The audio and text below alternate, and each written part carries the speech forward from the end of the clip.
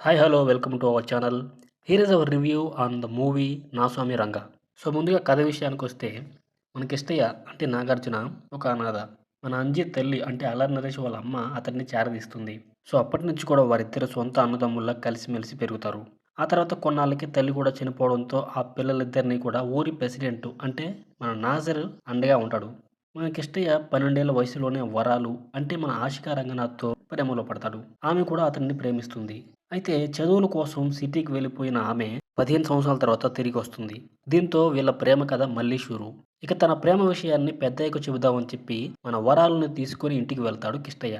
సరిగ్గా అప్పుడే మన వరాలు తండ్రి వరదరాజులు అంటే మన రావు రమేషు తన కూతుర్ని పెద్దయ్య కుమారుడు దాసు అంటే మన షబ్బీర్‌కి ఇచ్చి పెళ్లి చేయాలని సంబంధం కుదుర్చుకోవడానికి వస్తాడు.